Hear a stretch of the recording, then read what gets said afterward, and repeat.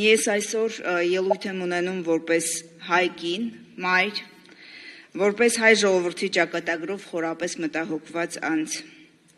Ավելի քան 3 տարի է ես ապրում եմ փախստականի կարգավիճակով, մի երկրում, որը միշտ համարել եմ իմ մեծ հայրենիքը։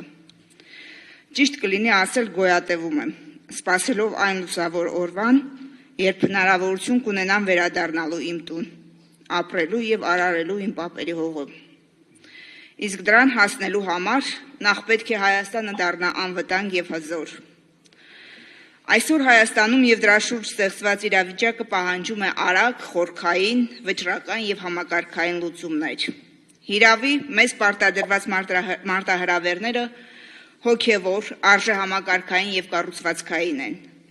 Որպես հայ կին ես վստահ եմ, որ կանայք ունեն լիակատար իրավունքներ ու հնարավորություններ ոչ միայն հասարակական, այլև քաղաքական դաշտում։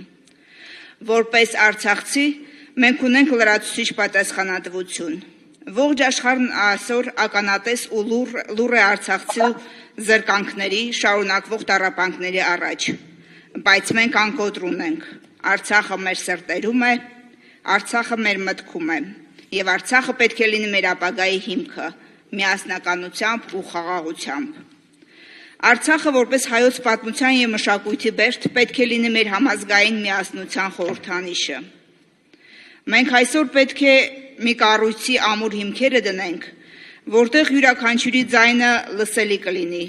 որտեղ մեր պայքարը երբեք չի լինի միայն դիվանագիտական հաղթանակին միտված,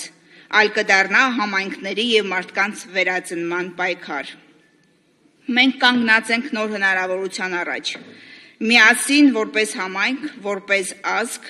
որպես մի աշխարհընկալում ունեցող ժողովուրդ, որի գիտակից մասն անընդհատ պայքարում է իր սեփական արժանապատվության եւ ազատության համար։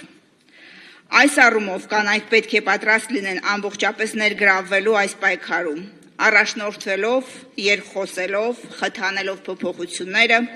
որոնք կդարձնեն մեր հայրենիքը ավելի ուժեղ, կայուն եւ համախմբված։